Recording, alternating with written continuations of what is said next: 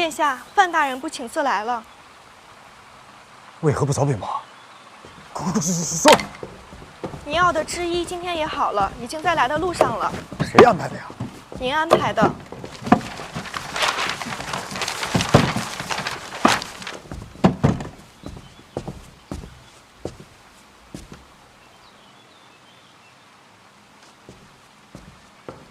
小范大人，这么匆忙的来找我是为何事啊？来，里边请。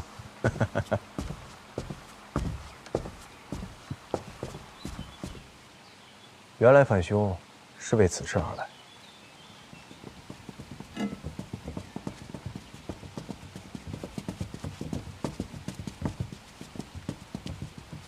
这是特意让你瞧瞧，喜欢哪身啊？我又不懂这些，这是哪个铺子的手艺啊？我做的。殿下啊，随便画的，寻制衣的来做。设计师啊？什么师？啊，没什么。这怎么都蒙着面啊？面相看不得，气质都对不上。懂了。殿下这些衣裳是为谁量身定制啊？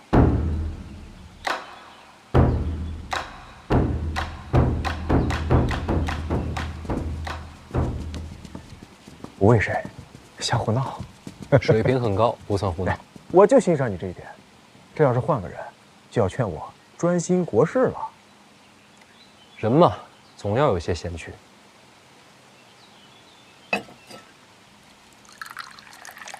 对了，这春闱榜单冒名顶替之人，的确是我门生。但是我说此事与我无关，你信吗？当然信。要是殿下做的，绝不可能只换一人，也不会专门针对杨万里。这分明是有人从中挑拨，引你我相争。看得准。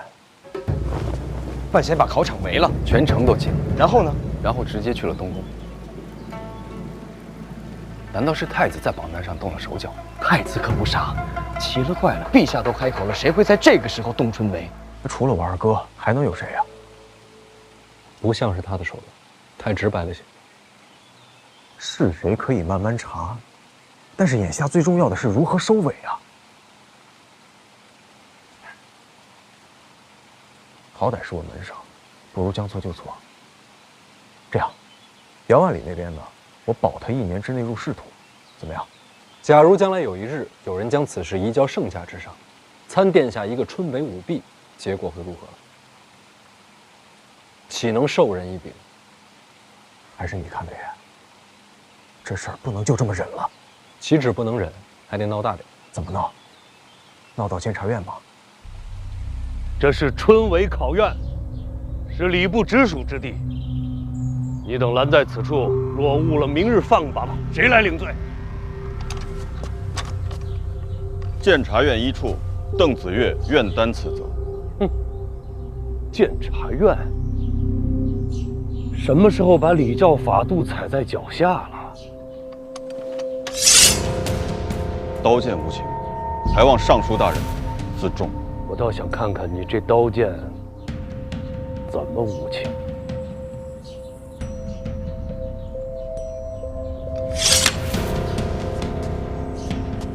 诸位同僚，我一处经年守礼，了然人情世故。可是监察院有必要了然人情世故吗？咱们手上这把刀，可不是摆设。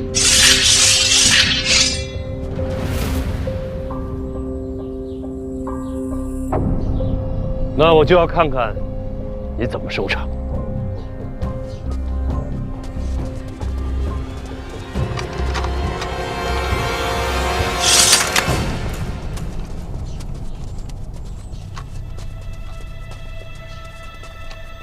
诸位同僚，小范大人为众生封考院，此等风范天下少有。他说的都是真话。邓某此前终日浑浑噩噩，得过且过，可以说是耳聋眼瞎。但小范大人来了之后，一处不一样。我相信一处一定能像从前一样，行使监察百官、震慑奸佞的职责。故此，邓某此生绝技追随小范大人，还请诸位同僚此后行事对得起身上这身官袍，对得起大庆。对大庆。入宫见驾，小范大人和太子殿下。正是如此。为了什么？听闻是为了春闱舞弊。本届春闱。小范大人都已经把考场给围了。这种事儿你是怎么知道的？街巷满是传闻，小范大人要为天下学子求一份公道。不愧是小范大人。哎，不过你怎么老能听到这街巷传闻，我怎么就没听到啊？街巷传闻，谁传出来的？街巷传闻嘛，那谁知道啊？春闱舞弊何等大事，这么快街巷便有传闻，这事儿不合理啊！也许是小范大人自己做的。借民心为弊助，有道理。若不是监察院，消息哪会传这么快？这样一来，那就只能勇往直前，再无退路。我怎么觉得这一步一步是什么在把他往前推呀？谁推他？为了什么？扑朔迷离，瞧不清。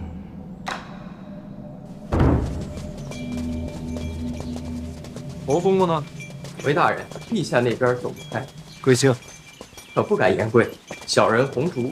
年纪轻轻就能替侯公公当差，前途不可限量啊！多亏了检书司戴公公美言。检书司？就是给大人行贿3000两的戴公公。戴公公犯下大错，宫里最后问他谁适合接掌检书司，他就说了我的名字。等等。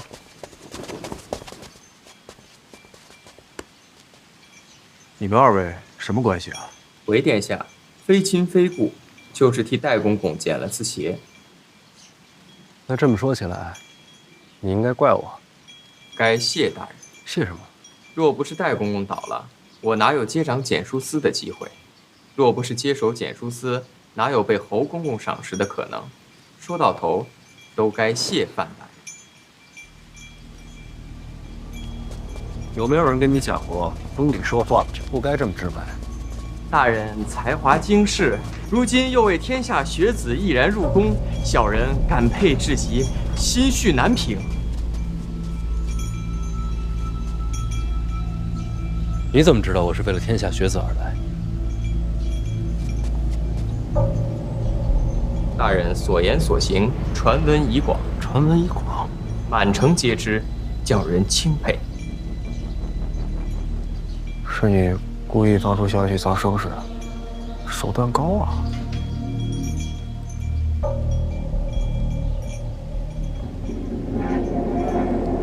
没事了，带路吧。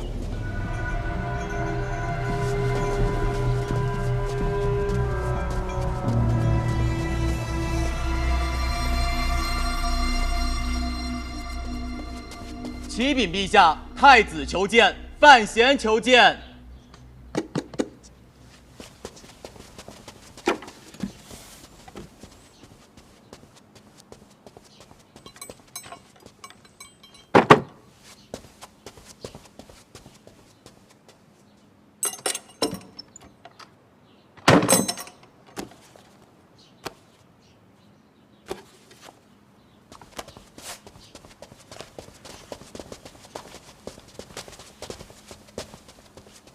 儿臣见过陛下，见过陈院长。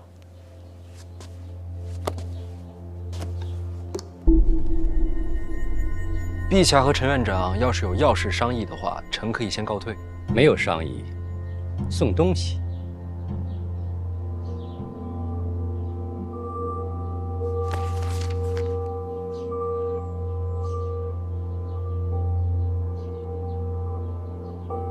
陛下，范闲有大事要向陛下禀报。他有大事，你干嘛来了？此大事跟儿臣略有关联。那你就说呗。是，这春闱榜单被人动了手脚，本该上榜的学子换成了儿臣的门上。春闱舞弊事关重大，这分明是有人在栽赃陷害儿臣，儿臣委屈啊！所以儿臣以为，此事应该严查。你觉得呢？陛下，臣觉得此事荒唐啊。范闲，春闱稽查是你领的差吗？是我的差事。那你就应该把这个差事办完。考院医处已经查封了，榜单也会修正回来。只是到底是谁动的手脚，该查下去吗？你们觉得呢？春闱科举是国之命脉，臣觉得该查。那就查呗。谁来查？年轻人，你们应该多做些事情。该查多深，敢查多狠。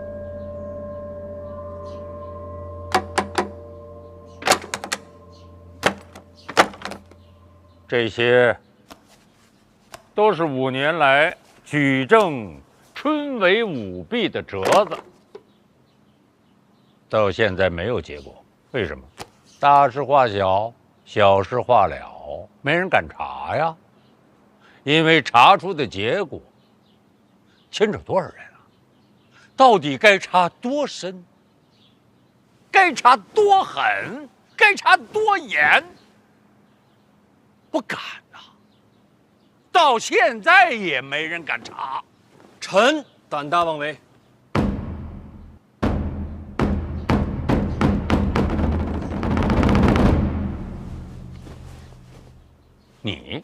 你查？你要知道查出的结果，你受得了吗？臣自己接着。看好，有这许多折子，整顿吏治，义不容辞。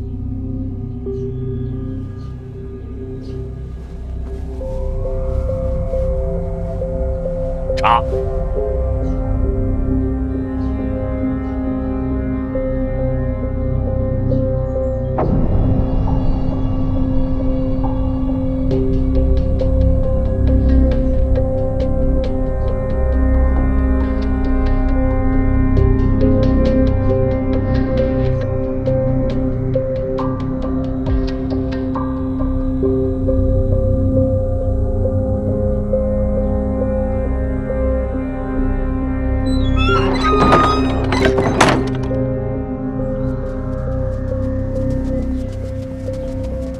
今年的案子是该查，往年的案子你查他错谁了？赤胆忠心呢？啊？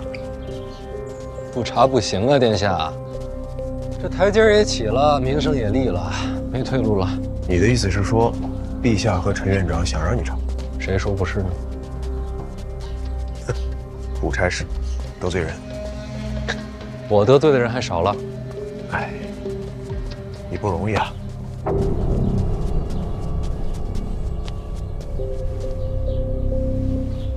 母后召见我，你先行一步吧。好。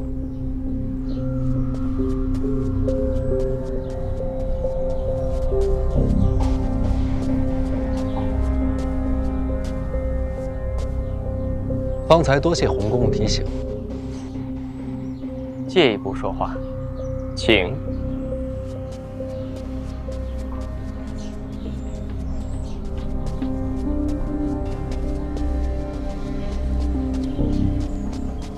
有话说。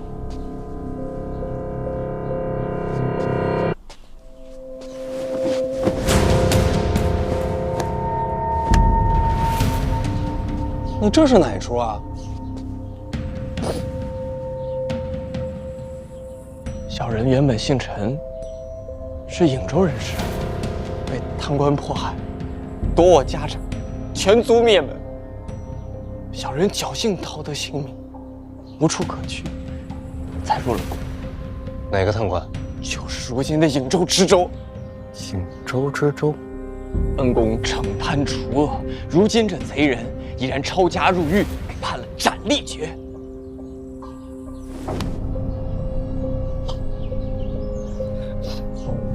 若不是恩公出手主持正道，小人的血海深仇，绝无得保。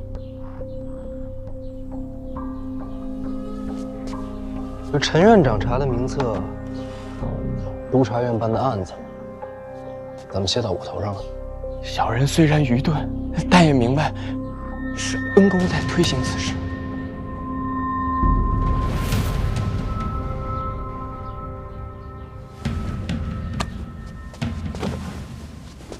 我不信。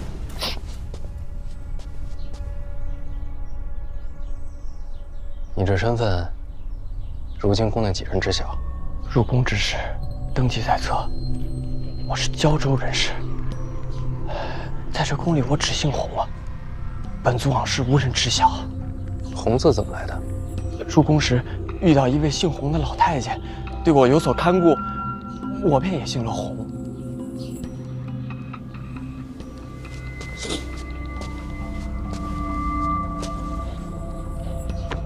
往后不要叫我恩公。明白，大人。你明白什么？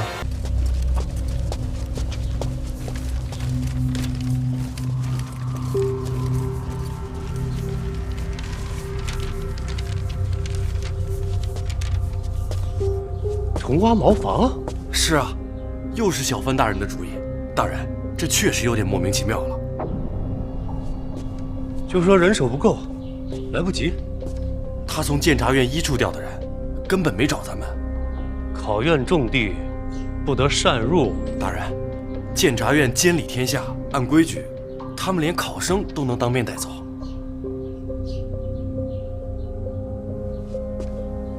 那你还跟我说什么？他请大人调礼部库房的木料和砖石。那是金丝楠，是金砖，建什么茅厕？他说是夸张了点儿，但是什么？但春闱由礼部操办，人他可以出，材料得由礼部出，这样才叫不违律法，不犯规矩。去一下！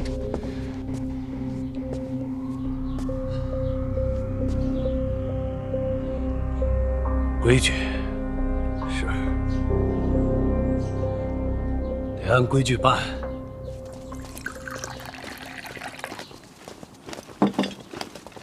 大人，老邓他们新修的茅房修好了，绝对不会影响春闱。大家辛苦了。这想起来就后怕呀！啊，你说他们多阴损呐！啊，在这茅房里边加火油，这天黑下来，啊，学子们拿着他们给这蜡烛，但凡一个不小心，那就是一场大火呀！老王啊，你可能不知道，就那种地方，不光着火，它还能炸。你说这地方它要是炸了，那不得在史书上啊浓墨重彩的写上一笔：某年某月某日某时啊，由范闲范大人主持的春闱啊，众学子葬身于……这多丢人呐！这个还有3天，无论如何，我会护住他们安全。他们的命，父母官不在乎，我在乎。父母官不想保，我来保。哎呀，可惜您为他们做了这么多，他们却全然不知啊。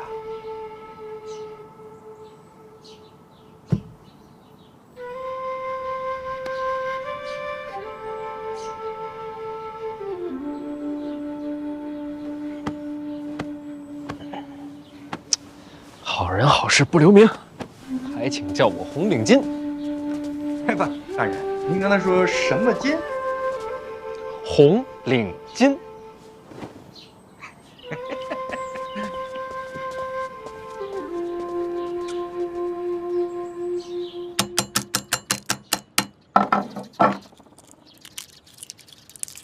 蜡烛和饮水都换了，连茅厕都现搭了一个。郭尚书还收买了几位考生，3日内找法子再构陷范闲就是。不用了，不用了。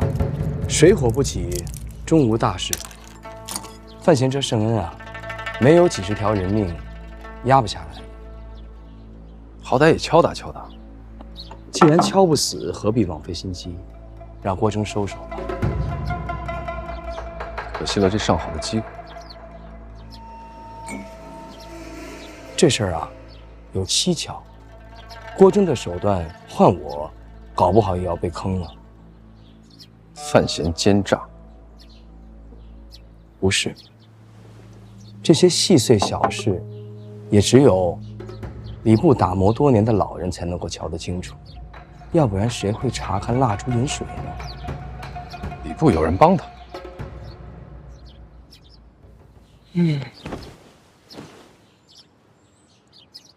会是谁呢？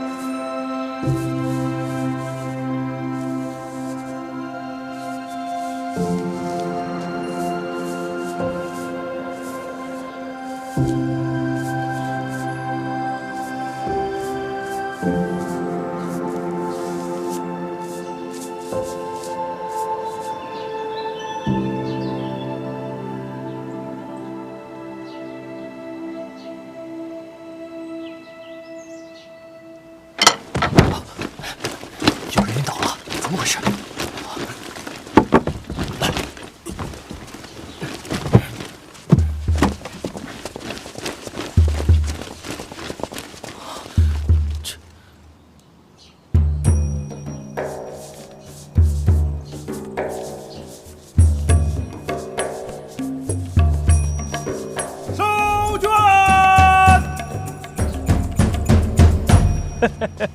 这小范大人做事啊，确实细致，监察院都来帮手。哎呀，这3天是滴水不漏，毫无意外，可喜可贺呀！我也早就看好小范大人。郭尚书慧眼识珠啊，礼部有了郭尚书，便如大旱遇甘霖，枯木又逢春呐。卷子收上来了，哎，一切顺利。接下来就是无名誊录，绝不出意外，尚书大可放心。人名糊住，方可秉公执断。那边就是抄录，所有的卷子我们都会统一抄一份，毕竟字体这东西啊，也容易泄露身份。细致。抄录完毕，再送去阅卷。仅凭才华取胜。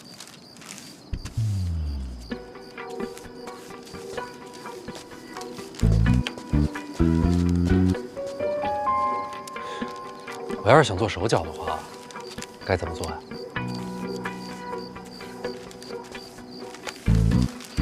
小范大人说了什么？我是在说呀，我要是想在这胡明超路上做手脚，该如何行事啊？小范大人，这个玩笑可不敢开啊！我不做这事儿，我就是好奇。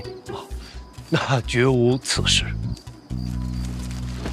咱不聊现在，以前也没有过呀。不拿我当自己人，真的没有。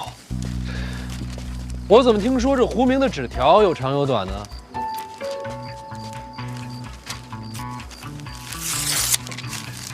长短不一，也是标记。那边是超路区对吧？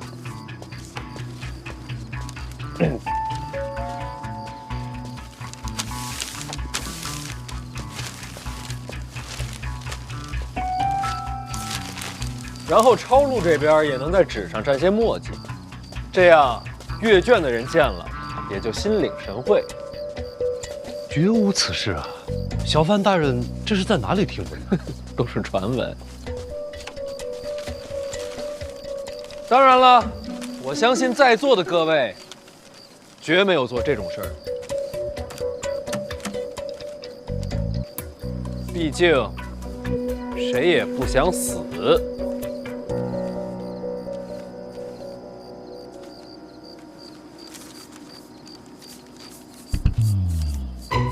开个玩笑，各位好好工作，我学习学习。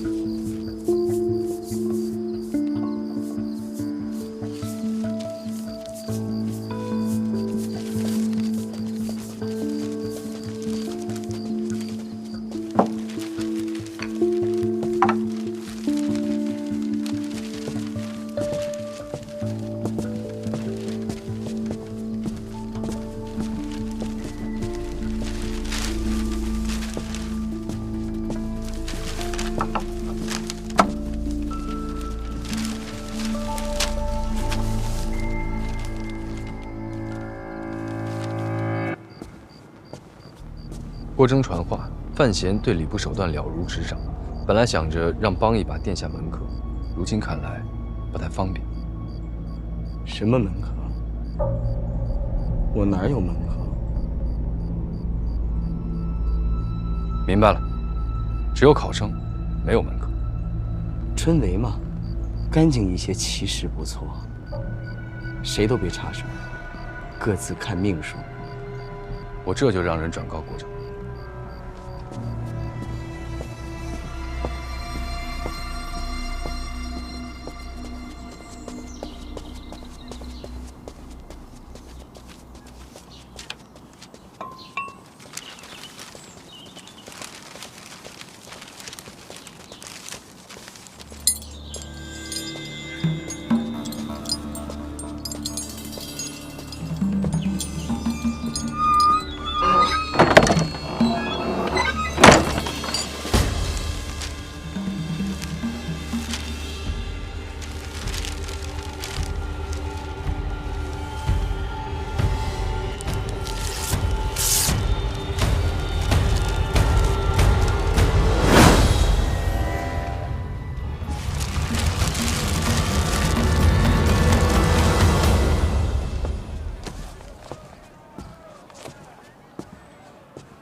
师兄、杨兄，怎么起这么早？哈，习惯了，这时辰一到就睡不着了。师兄，都考完了，怎么还看书啊？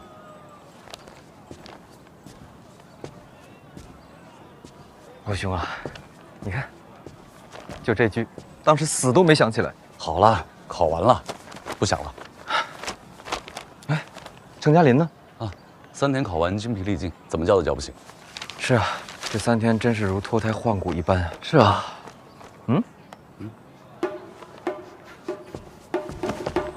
师兄，你有些奇怪啊。侯兄，什么味道？你好香啊！师兄好鼻子啊！又有吃的。当然，侯兄真的是有心。鸡呀，烧鸡哎！你哪儿来的？昨天晚上就备好了，本来想着咱们考完啊庆祝一下，结果你们3个睡得跟死猪一样。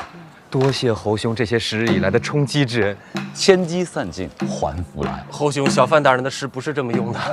好了，赶紧吃吧，快馊了。我来分。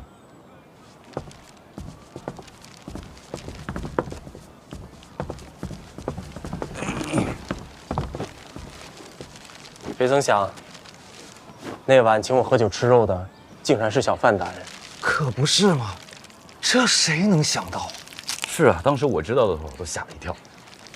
说起来，进考院那会儿，他菜饼里被寻到纸条，我当时都吓死了。还是小范大人还我清白。哎，咱们4个是不是应该去拜访一下小范大人啊？为何呀？现在街上满是传闻，咱们4个应当是被当做小范大人的麾下门生了。可我们自己知道，我们不是啊。那莫不如我们顺水推舟？你的意思是登门拜师？小范大人的才学，做我等的做师绰绰有余吧？能拜小范大人为师，好啊！当然。可现在去，不就成了走门路了？是啊。身正不怕影子斜。对呀，身要正，影也不能斜。啊，我们可以去拜访小范大人啊，但不是现在。何时啊？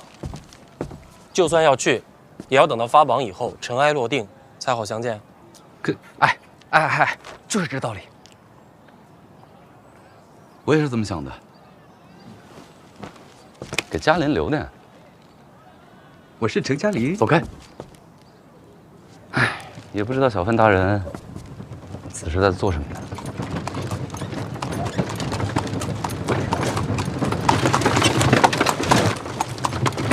大人几天几夜没回府了，家里人都惦记了。那不行啊，这阅卷我得盯着，想要干净啊，就得费心。这回全完事儿了吧？几日辛劳，阅卷审完，现在就等放榜了。这一次啊，别的不说，称得上干净、公平。同福客栈那4位怎么样啊？石产力落榜了。啊？大人没帮着给？公平就好。其他那3位呢？不出意外的话，那3个人应该都在榜上，尤其是杨万里，文章不错。嘿，大人这眼力啊，那就是超群啊！一共见了4个，这就中了3行。要早知道啊，王某也应该去考上一考。兴许就着大人这鸿福啊，王某还……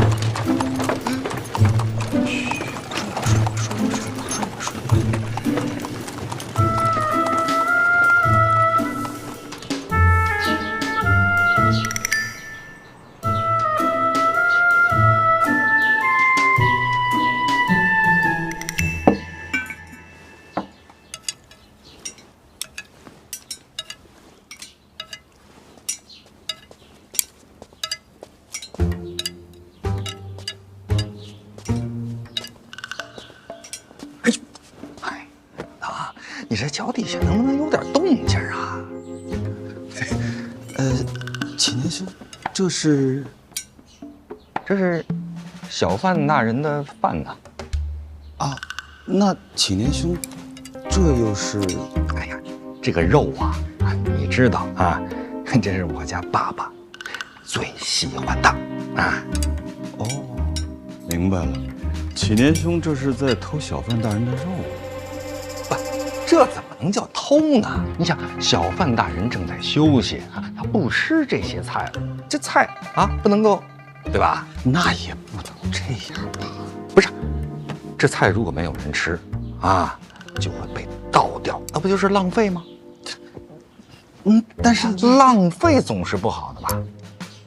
倒也是。那我这么做，它有什么不好的吗？启年兄，你这么绕我，这个事情就分不出是非曲直了。哎呀，好了，哎，坐，哎，一块吃，别客气，好吧？我请你啊尝尝小范大人家的饭啊！来，尝尝啊！这个肉呢，啊，给我家姑娘留着，咱们把这个麻烦的啊有刺儿的鱼，咱们把它吃了啊！来，那可是启年兄你让我吃的。哎呀，我让你吃，哎，你尝尝这鱼眼睛啊！你平常看文书看的太多，补一补眼睛。哦，哎，即是，那我就尝尝，怎么样？鲜美。哎，好吃不好吃？好吃，自然是好吃，要不然你看我都长胖了。哎，你再尝尝这个啊，启年兄，小范大人，这还要睡多久啊？哎，你有事啊？是，这不是礼部那边嘛？这个会试的榜单已经下来了，按照规矩放榜之前，得咱们先过一遍。院长看不就完了吗？那院长让我送来给小范大人。怎么这么死心眼儿啊？让大人多睡会儿，咱们多吃会儿，不好吗？来，你尝尝这个啊！哎，对，我先尝一口啊！哎，好吃，尝。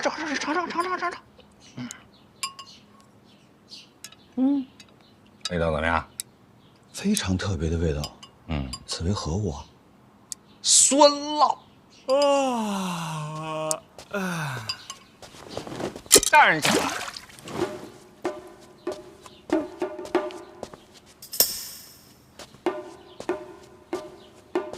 没事，接着吃呗。你看我干什么？老王也别装傻，嘴上酸奶都没擦干净啊！大人何为酸奶呀？有事儿啊？哎，这是会试的榜单，院长让我送来的。你们吃你们的。啊，我先找着我那筷子去啊。哎。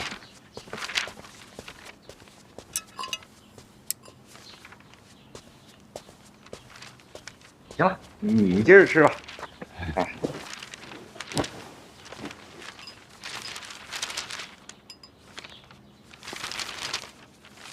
怎么了，大人？杨万里落榜了，这上面没他名字，是不是犯什么忌讳啊？老王，吃完饭陪我去趟礼部。哎，不吃了。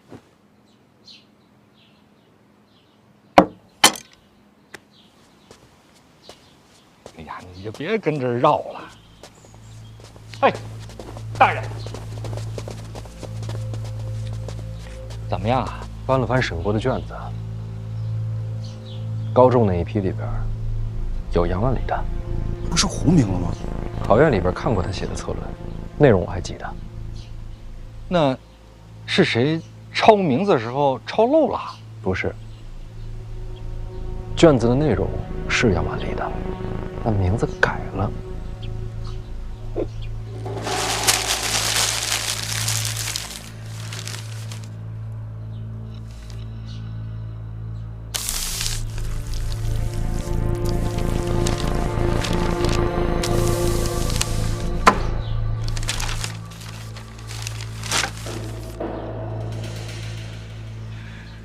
要个公平，这么难吗？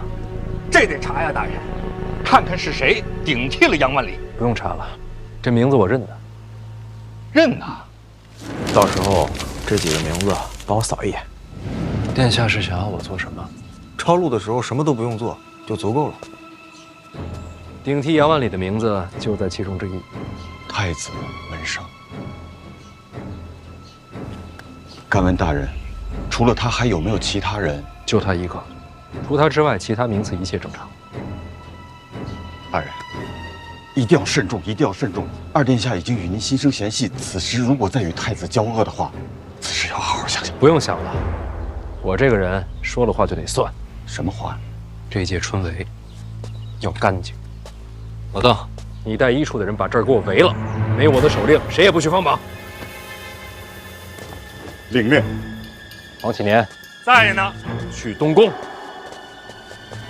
往后不要叫我恩公。明白，大人。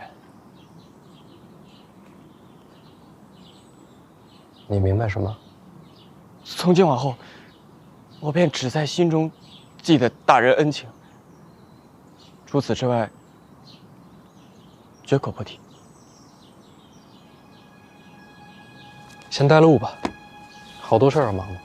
大人请。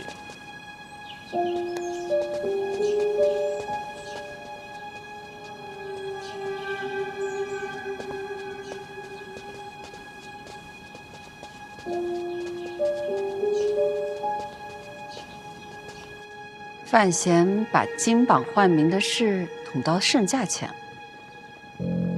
那不止，陛下把这几年的舞弊案都丢给他了。可金榜上冒名的，毕竟是你的门生。母后，我觉得范闲说的对，这事不是我安排的，终究是隐患，莫不如光明正大。至于门生嘛，也不差那一两个。话是这么说，终究落了你的脸面。我哪有什么脸面啊？你是太子，正因为是太子，才要不得脸面。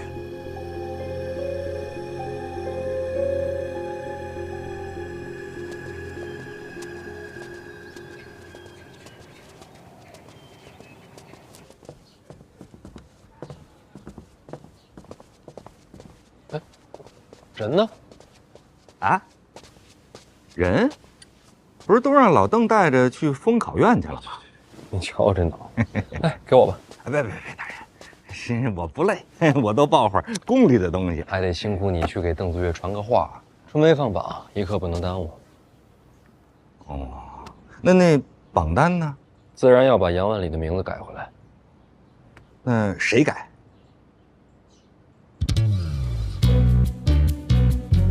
不会吧？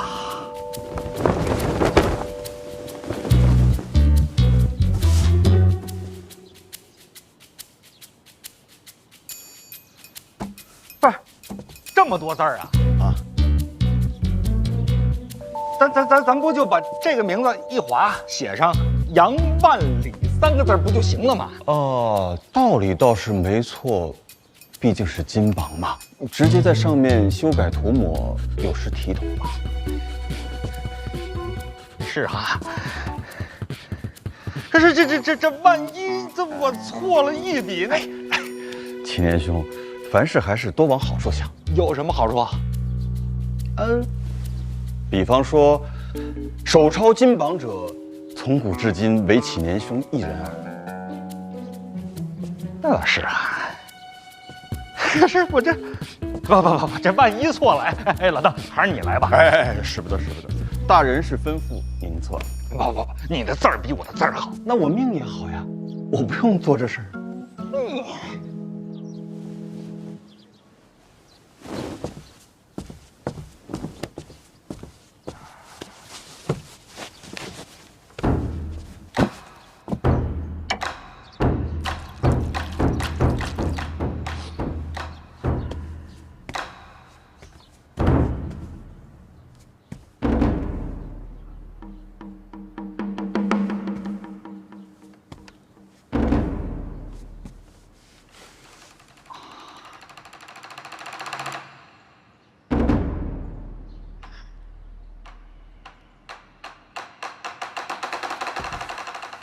按理说，此事该当礼部的人动手才对。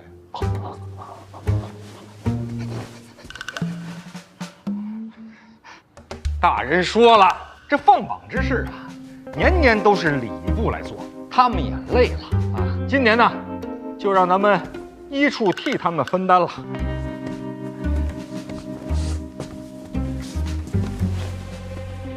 可以用不着这么大一张榜。大人还说了啊，这届春闱啊，要的就是个公平。之所以用这么大的榜，就是要昭告天下，公平。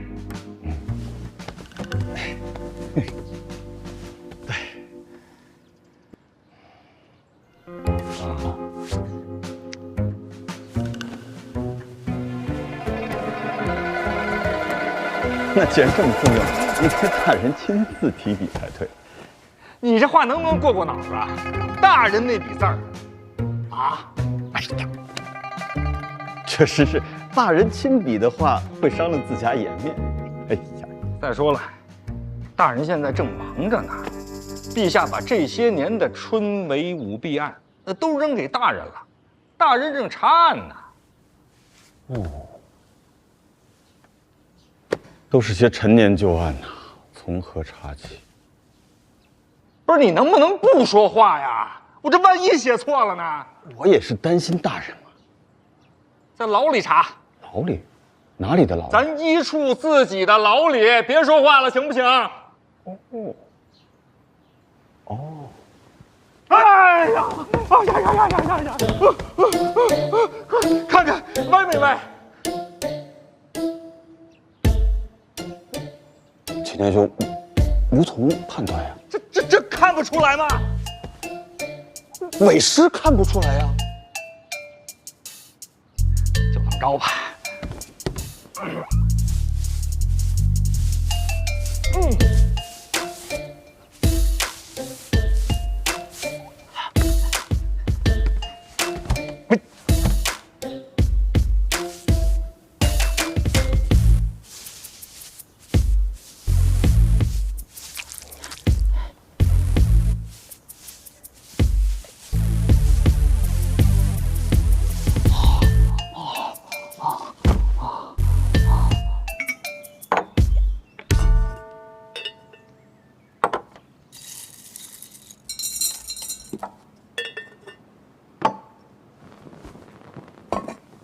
你怎么在这儿啊？我陪我爹呀。不是，我是说医处的地牢你怎么进来的？我跟王启年说了，老王就让你进了。一开始不同意，然后呢？后来我就问他，我说我回来京都算不算是暗中行事啊？那当然算。他也是这么说的。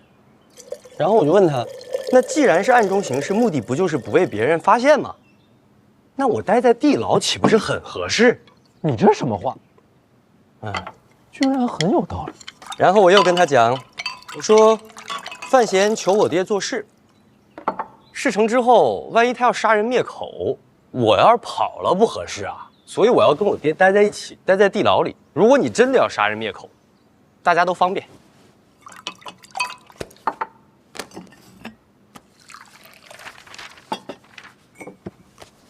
爹，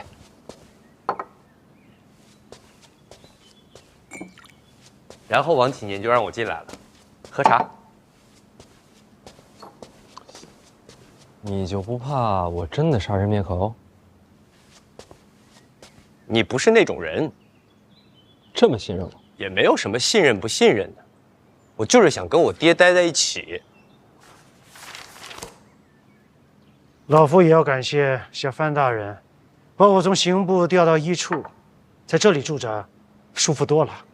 待几天就放你出去，放心，不灭口。其实，这些案子我多多少少都知道一些。能查吗？查是能查呀，但是查完了又能怎么样呢？说到底，能往城卫里塞人的就那么几个：太子、皇子、长公主、林相、陈院长，还有军部老秦家，这几个哪个能治罪啊？放心，我不傻，没想要把这些大人物拉下来。小范大人明鉴。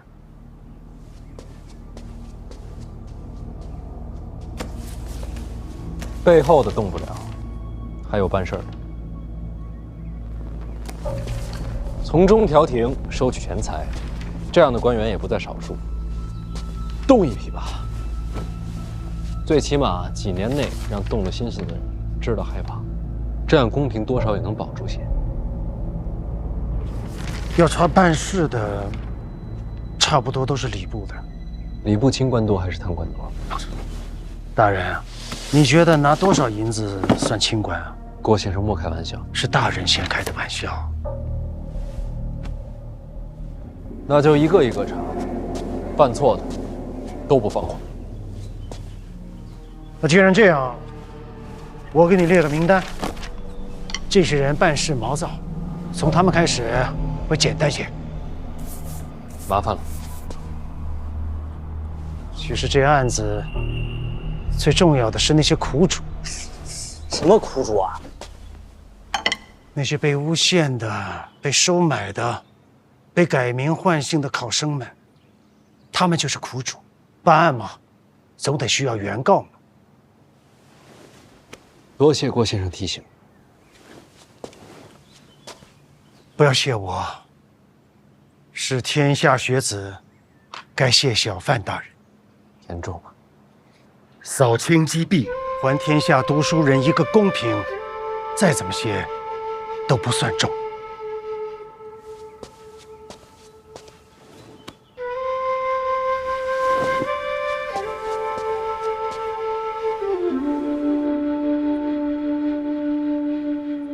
谁找我？在门口。小贤贤，太保，快进来！你出来吧！你进来！你出来嘛！你进来吧！哎呀，你就出来吧！你进来我就出去。我进不去，你快出来嘛！刚才叫你进来，你怎么不进来啊？不行的，这里是你办差的地方。如果我进去做错事的话，别人会笑话你的，你就该没面子了。胡说，谁敢笑话你？进来看。不行啊！我就来看看你。谁带你过来的？袁袁先生啊？啊，就他一个？袁先生陪着，爹放心。那肯定的。小贤贤，你现在有时间吗？爹要请你喝茶。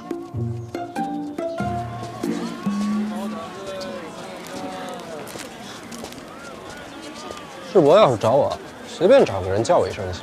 干嘛还让大宝亲自跑一趟？大宝啊，他自己也想你啊。大宝性子纯真，难免会受欺负。以后麻烦小范大人多照应着点儿。话里有话。大人，您想多了啊。老夫还有些杂事要办，麻烦小范大人陪着大宝回府。你忙你的。放心，就算你不说，我也护着大宝。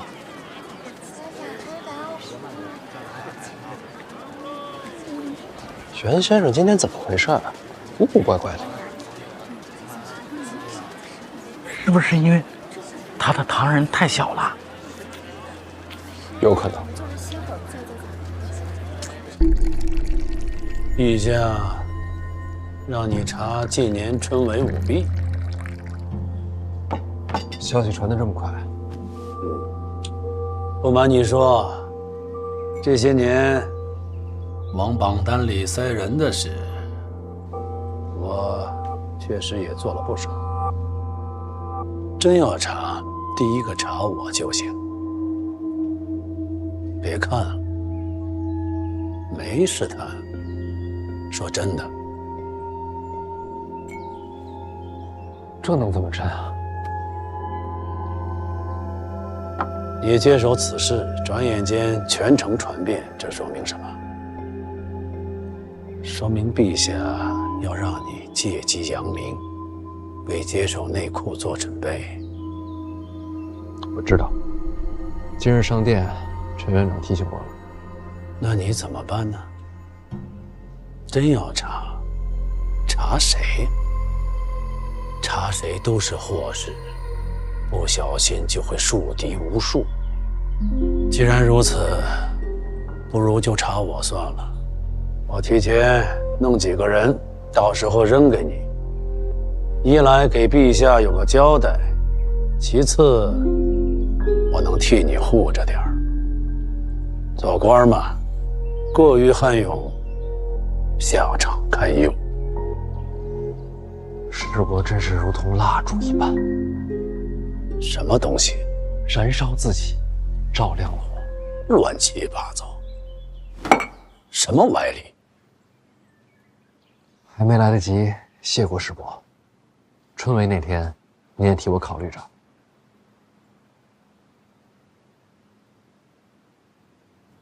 你自己做得很好，我的这些安排，你都没用着。这份心意一时难得。我这个位子，一人之下，既然能护着你，就多护着些呗。啊，总得给你些时间，待你抽枝发芽，亭亭如盖，就该靠你护着林家了。绝不相负。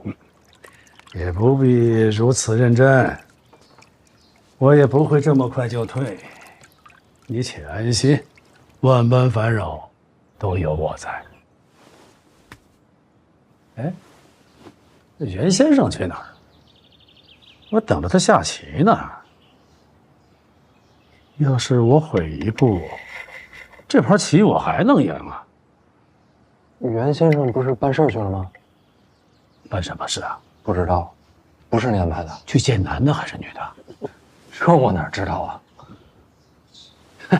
这个袁先生，瞧上去一本正经的，我早猜他道貌岸然了。哎，你说他会不会在外边藏着个偏房啊？你有没有偏房？没有，我心里只有婉儿。死离离没有，海棠朵朵没有。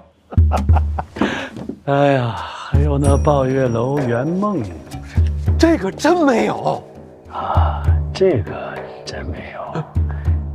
前面2个也没有，师伯您这套下的也太快了。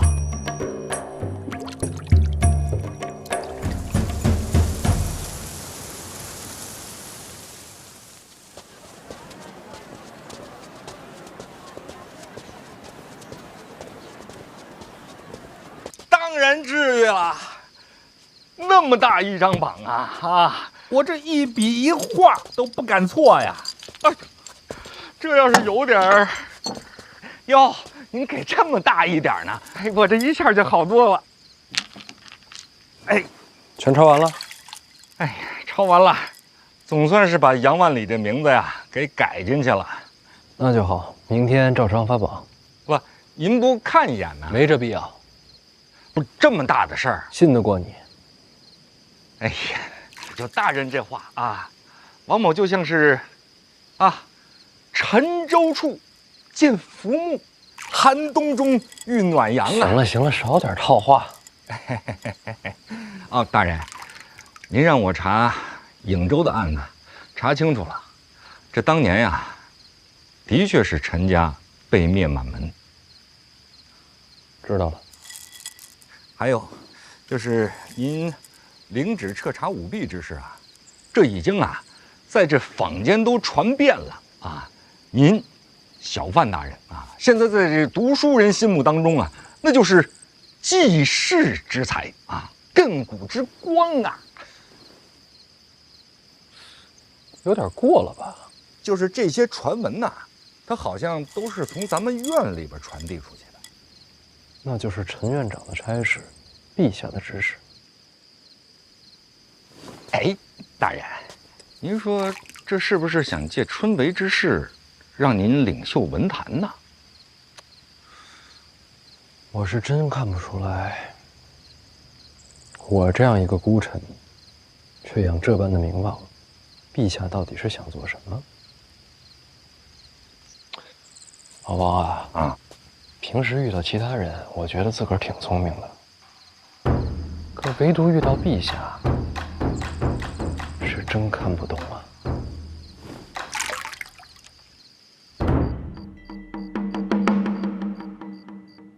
陛下，范闲已然接了春闱旧案，证人可以随时登台。陛下以为什么时候可以安排？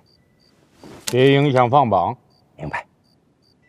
放榜之后行事。这旧案背后的事儿，范闲接得住吗？他没得选。你们也不帮着出出主意。陛下没有旨意呀。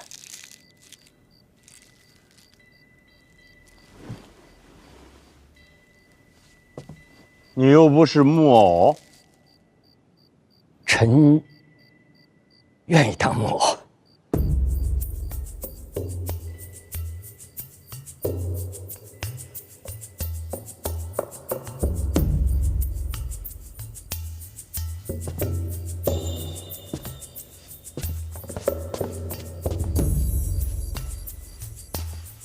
你投了9支箭了，都没中。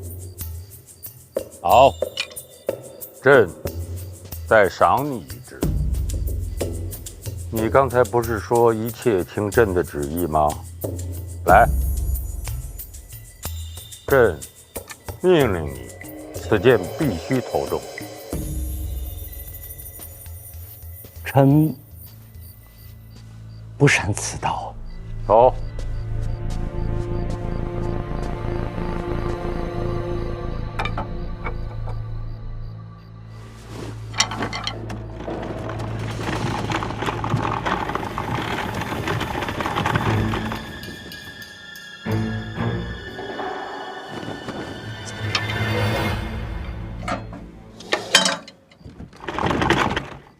陛下，中了！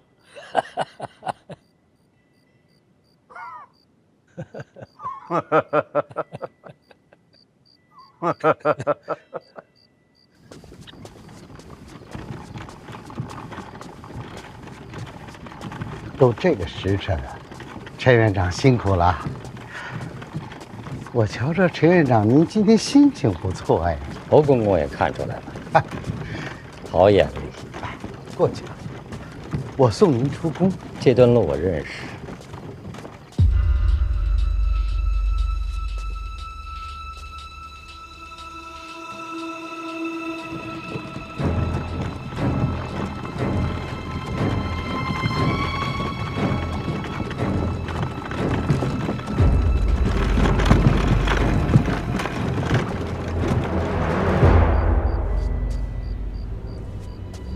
不忍心者，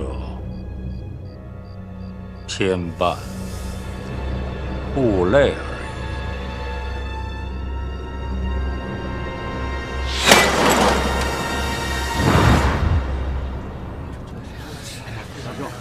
别急，以您的学识，必定金榜题名啊！我看这东西怎么能那么小呀？不要紧。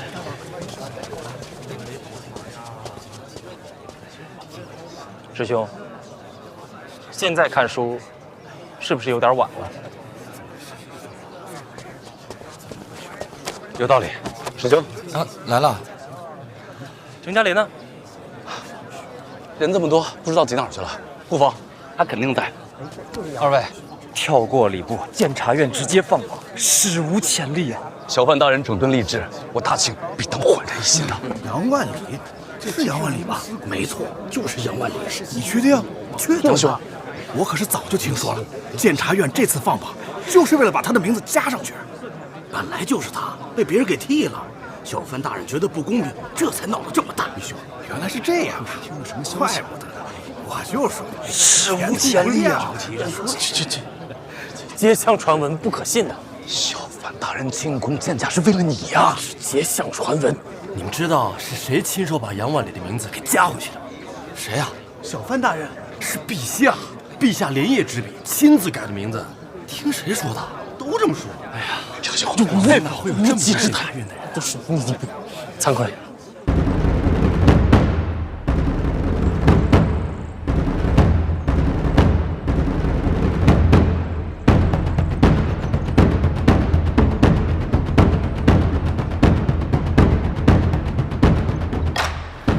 来了，来了！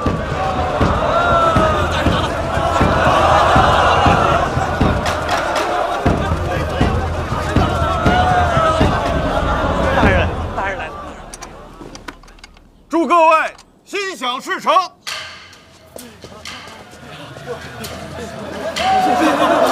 要封榜了！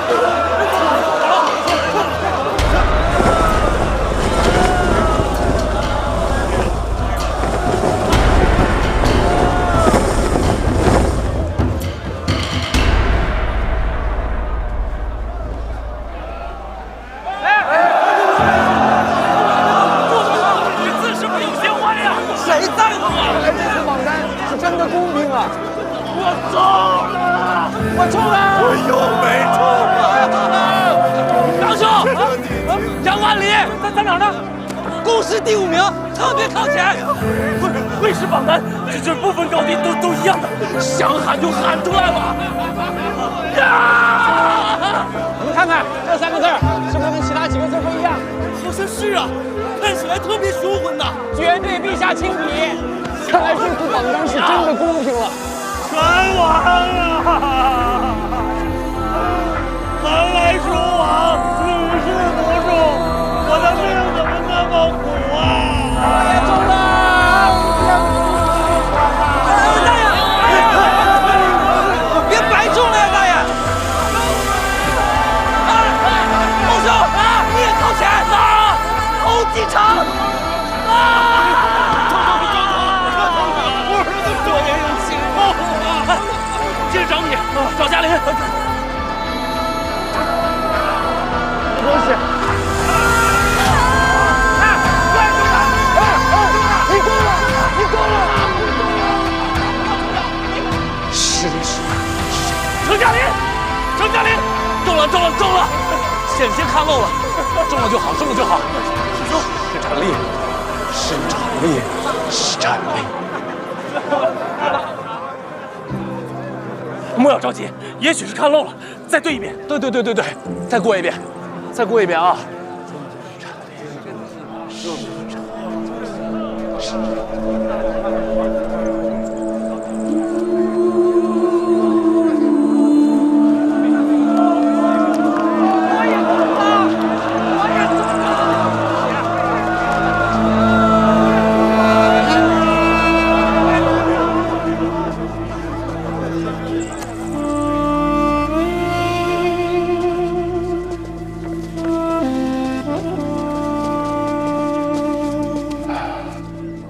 二位仁兄，恭喜二位仁兄啊，金榜题名。潜心苦读，下一次必当高中。诚君贵言。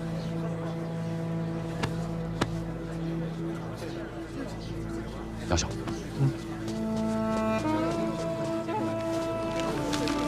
现在榜单已出，尘埃已落定，该去拜访小范大人了吧？哦，那是自然。既然榜单已出，现在登门拜访，就再没有别的顾虑了。我现在就去寻嘉玲。嘉玲啊，你中了！程嘉玲，我也同去吧，虽然未中，也该上门拜谢。那是自然。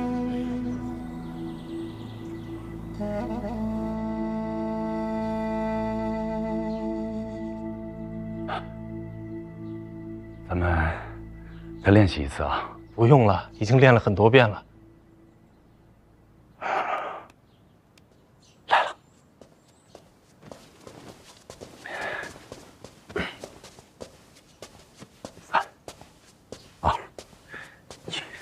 见过。小范大人，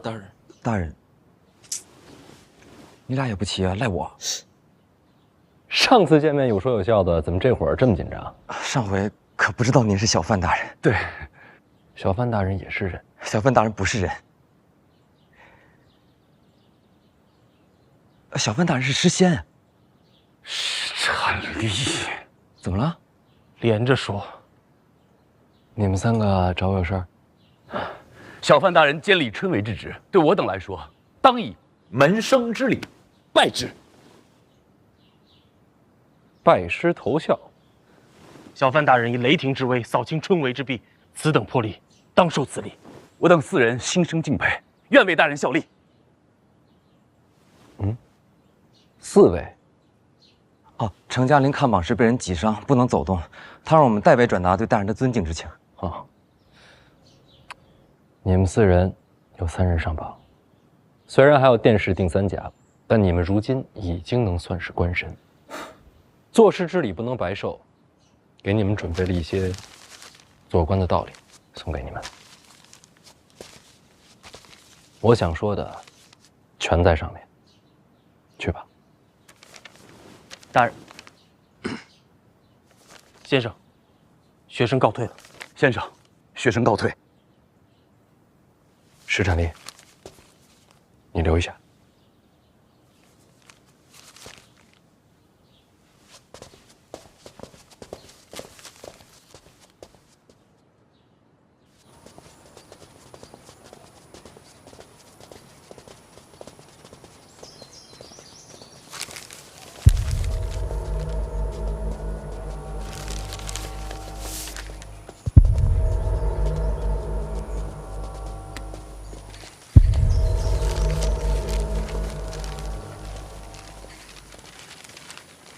好好做人，好好做官。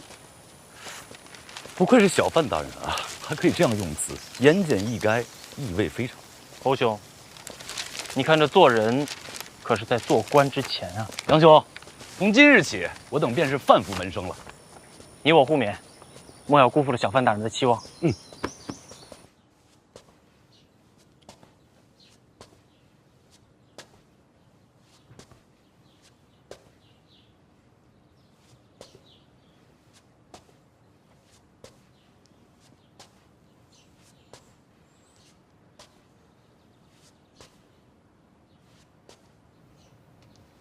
大人，我没考上。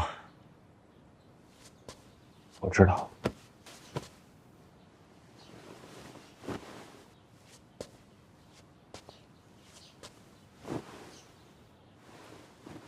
愧对大人教诲。用心就无愧。大人说的是。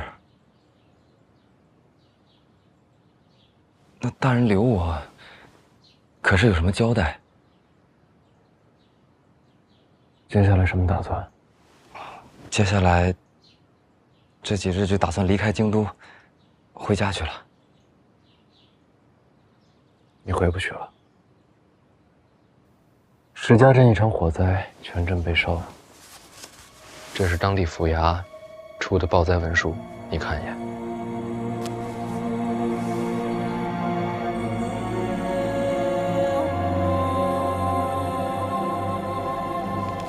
这场火灾或许不是天灾。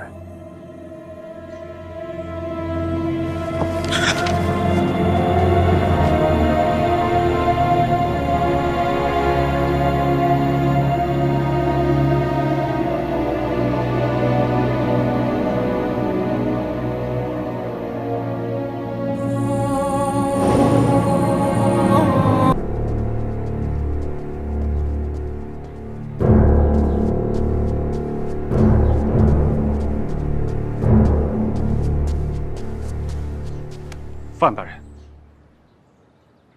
贺宗纬又见面了。读书人不能做狗，也不该做狗。上次听了范大人的教诲，贺某受益良多，在此拜谢大人。这次春闱怎么没见你啊？贺某本该投身考场的，可这人间总有些事比科举重要。10年寒窗晋升仕途，对你来说，还有比这重要的？自然是。人命关天，沉冤难雪。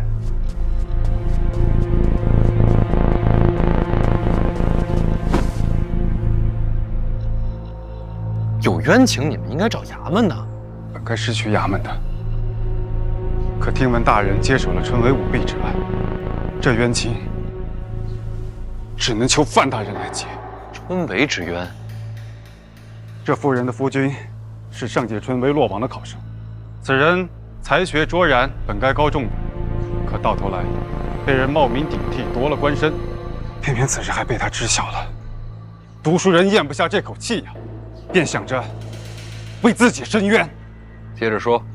然而那冒名顶替之人是朝中高官的门生，谁曾想这高官痛下杀手，害了这考生的性命。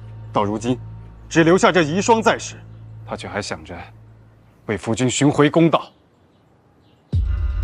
贺宗纬，这件事情与你有关？我贺宗纬天良犹在。听闻此事之后，我便离开了京都，好不容易寻找到了这位遗孀，将她带了回来。大人，如今朝堂只有范大人您愿意为天下的学子做主，我只能将她带来见范大人。你为了这件事儿，春闱都放弃了？人命关天，义不容辞。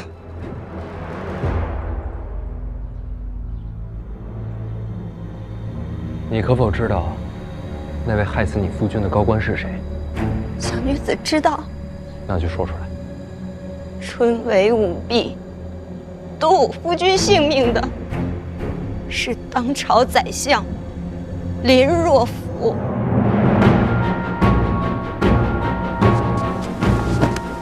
大人为民请命，天下敬仰。要论大义灭亲之举，普天之下，唯范闲、范大人可为。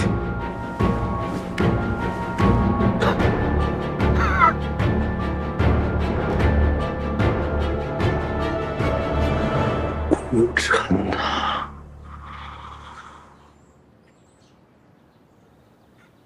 严大人，严大人，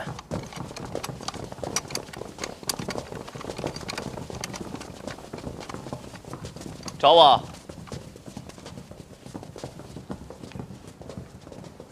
一个书生，一个苦主，搞林相杀人灭口。案子我知道了，为何找我过来？死者住处不在京都，这案子得四处协办。不够。刑部、大理寺、京都府都得协办，人不能给出去。那当然，自然以监察院为主。这些衙门在哪儿，我都得挨个认。要不这样，跟各部打交道的事儿，你先帮我弄着。你想过没有，如果这案子是真的，你怎么办？长公主算是被你赶出京都，现在轮到林相，你怎么面对郡主？你想让我怎么做？把这案子转给我，我来秉公执法。你是怕我为难？我怕你徇私。谢了，不过这案子啊，只能是我。为什么？追杀春梅舞弊是陛下钦定的差事，我无处可退。你觉得林相这案子，陛下事先知道吗？别这么想，太危险。你去哪儿？相府。这时候去相府啊？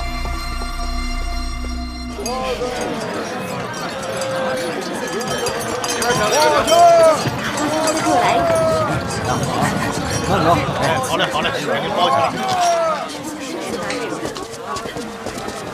袁先生来了，您里边请，你们上座。来，喝杯茶，这茶真不错。是新鲜的很。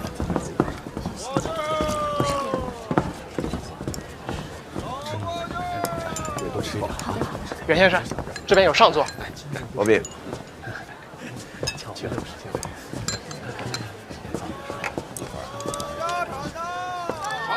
来盘牛肉。